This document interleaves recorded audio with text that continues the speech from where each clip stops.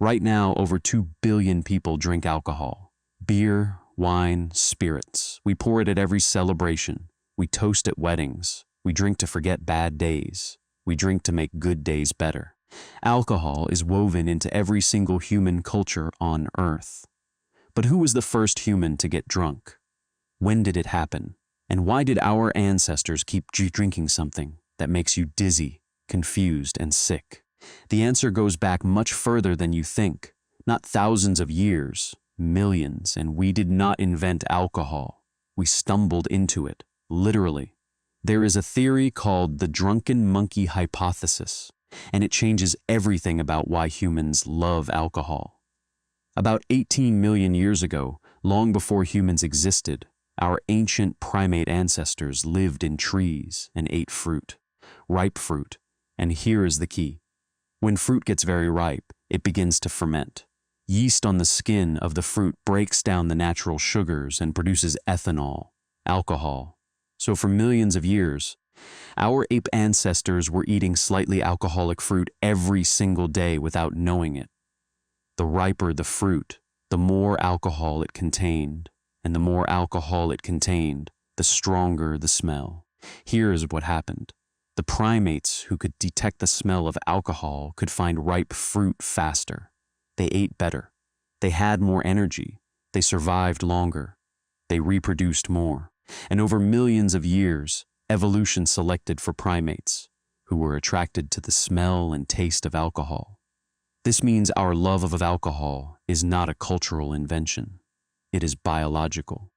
It is written into our DNA from 18 million years of evolution. We are literally designed to be attracted to alcohol because it once meant food. Scientists confirmed this in 2022. They studied wild monkeys in Panama who eat fermented palm fruit. The fruit contained up to 2% alcohol, and the monkeys preferentially chose the most fermented fruit. They did not avoid alcohol. They sought it out. Now, fast forward to early humans. About 10 million years ago, our ancestors came down from the trees and began walking upright. They were no longer just eating fruit from branches. They were collecting fallen fruit from the forest floor. And fallen fruit ferments much faster than fruit still on the tree. So ground-dwelling humans were regularly consuming more alcohol than their tree-dwelling ancestors, enough to feel something. A slight warmth, a buzz, a loosening of inhibition.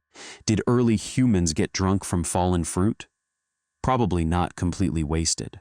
The alcohol content in naturally fermented fruit is low, usually 1 to 4%, but they definitely felt something, and they kept coming back for more. Then about 13,000 years ago, everything changed. Humans discovered they could make alcohol on purpose. At a site called Rockfet Cave in what is now Israel, archaeologists found stone mortars with residue showing that Natufian people brewed beer 13,000 years ago, before they invented farming, before they grew wheat on purpose, before they settled into permanent villages. Think about what this means, some science. Scientists now believe that humans did not invent agriculture to make bread. They invented agriculture to make beer. The desire for alcohol may have literally driven the invention of farming. The entire foundation of civilization might exist because our ancestors wanted to get drunk more efficiently. This is called the beer before bread hypothesis. And there is genuine scientific debate about whether it is true. But the evidence is compelling. The earliest large-scale grain processing shows chemical signatures of fermentation, not baking. 9,000 years ago in China, people in the Neolithic village of Jiahu were brewing a drink made from rice, honey, and hawthorn fruit.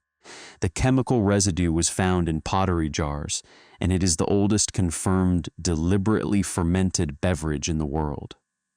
7,000 years ago in Iran, people were making wine from grapes. The residue found in clay jars shows clear evidence of tartaric acid, the chemical signature of grape wine. These people figured out something remarkable. If you crush fruit and leave it in a warm container, It transforms. The liquid bubbles. It changes taste. And when you drink it, something happens to your mind and body that nothing else in nature can replicate. But here is what fascinates me.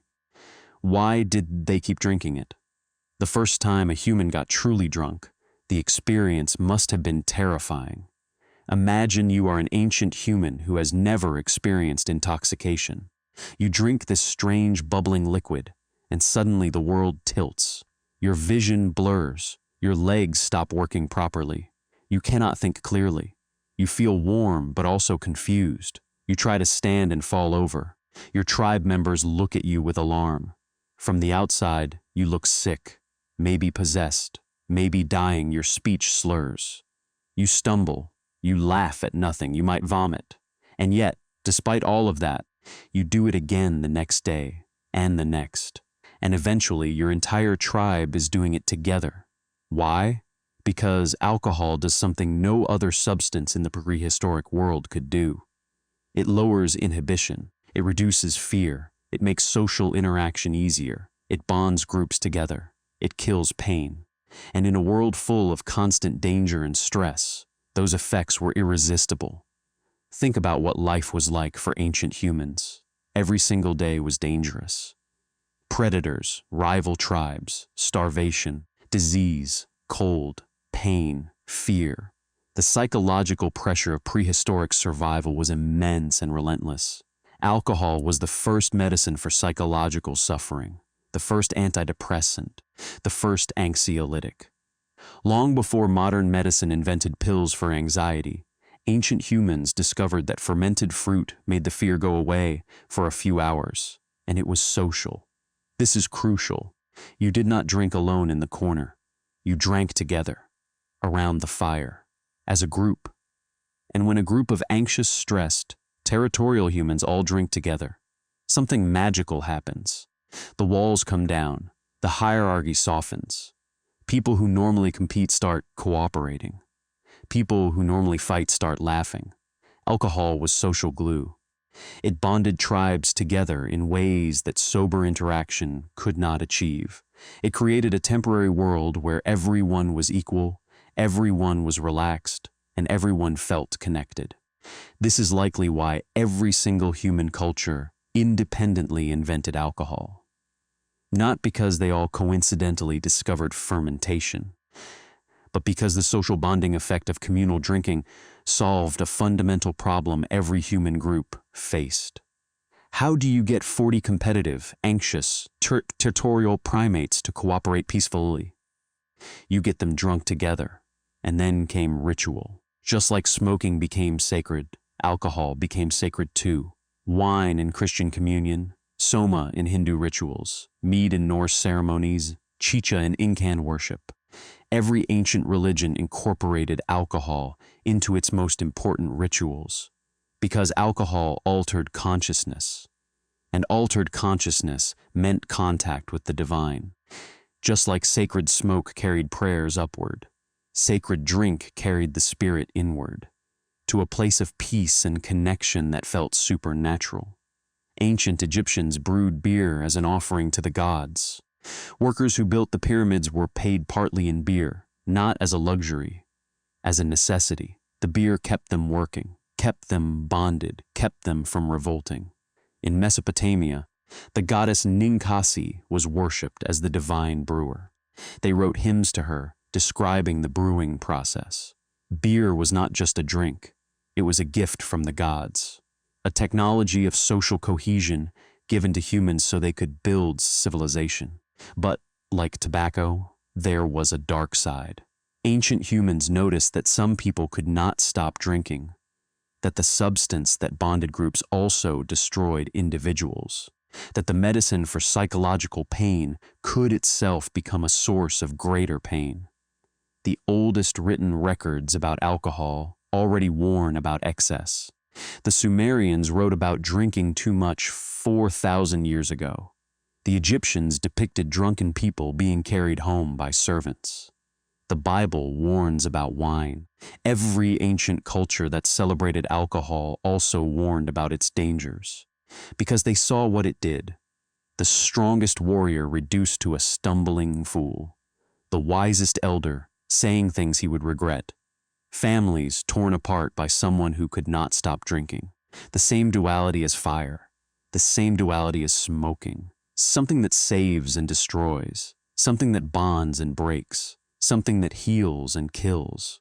Today, alcohol kills over 3 million people per year, but it also remains the most widely used social bonding tool on Earth. 2 billion people drink, not because they are weak, because 18 million years of evolution made them want to. We did not choose alcohol. Alcohol chose us, through ripe fruit falling from trees millions of years ago, through yeast converting sugar to ethanol, through the smell that guided our ancestors to their next meal. And somewhere along the way, a meal became a drink became a ritual became a religion, and a religion became a $2 trillion industry. But it all started with a monkey eating fruit that had been sitting in the sun too long. If you found this interesting, subscribe. I tell stories like this every week. Next time, we are exploring something people never talk about. How did ancient humans use the bathroom? I will see you there.